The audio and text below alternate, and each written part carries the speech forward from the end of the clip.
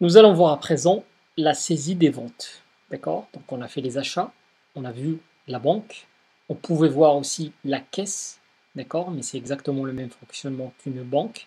Donc on peut saisir aussi la caisse de la même manière, d'accord? Quand on a un tableau de caisse par exemple qui répertorie les mouvements d'entrée, de sortie de cash journalièrement par exemple, d'accord? C'est exactement la même chose qu'un compte bancaire. Nous allons voir maintenant la vente de marchandises. Donc, je reprends. Je viens ici dans Traitement, Journaux de saisie.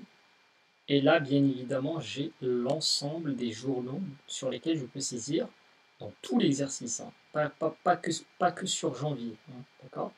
Donc, je, je précise juste une chose, c'est que quand vous avez le petit calepin avec un petit silo à côté, ça veut dire en fait que c'est un journal qui contient des écritures. Quand c'est un journal vierge, comme le cas de celui-là par exemple, donc vous n'avez pas ce petit signe-là. D'accord? Donc le petit signe, il signifie qu'en fait, il y a des écritures sur le journal en question. Donc ici, on va descendre, on va aller voir directement, par exemple, le journal de vente de janvier 2019. Je double-clique dessus, et qu'est-ce que j'ai? J'ai l'ensemble des ventes, des opérations de vente qui ont été réalisées par exemple sur le mois de janvier 2019. Avec une petite particularité aussi, c'est que vous avez ici par exemple des opérations avec un petit cadenas, qui signifie tout simplement que ce sont des opérations en fait qu'on ne peut pas, j'ai presque envie de dire, modifier. D'accord? Bon. Alors, je vais reprendre, j'ai envie de dire, le même schéma que pour les achats, de façon à garder une certaine similarité, on va dire, de traitement, d'accord, que vous puissiez assimiler un petit peu comment ça fonctionne. Ça fonctionne de la même manière que les achats. Je clique ici sur Nouveau, très important. Je viens ici appeler mon masque. J'ai un masque vente de marchandises.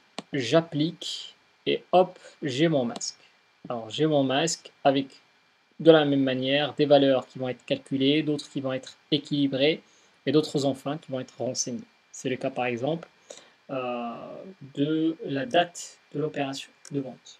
Alors, je choisis par exemple le 20 janvier, je clique sur tabulation et là hop, il m'a recopié, d'accord, le 20 janvier. Je choisis j'ai envie de dire un numéro de facture, admettons que ce soit par exemple la facture 007, je tabule et là il me reproduit mon numéro de facture. Là j'ai pas de référence, je saute et là qu'est-ce que j'ai? J'ai le choix du tiers.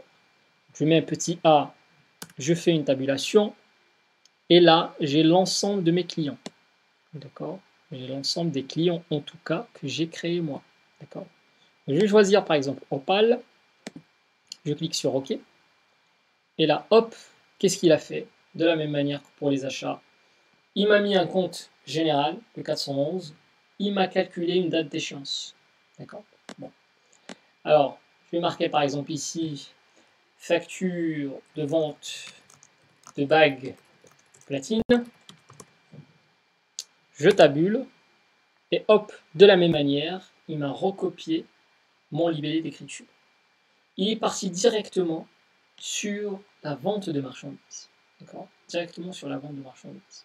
Je vais dire par exemple que j'ai vendu 7 000 euros de marchandises. Je tabule. D'accord?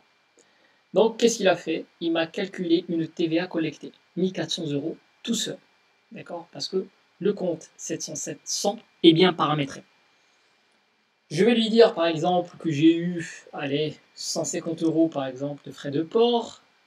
Je tabule. Et là, qu'est-ce qu'il a fait? Il m'a recalculé bien évidemment la TVA et le TTC.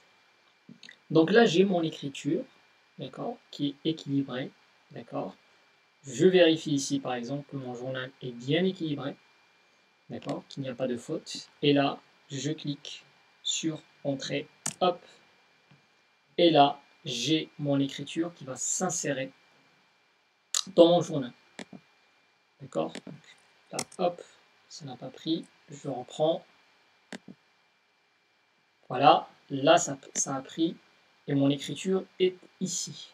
D'accord? Donc, il a attribué un numéro de pièce, 452. Mon numéro de facture est resté le même puisque c'est moi qui l'ai renseigné.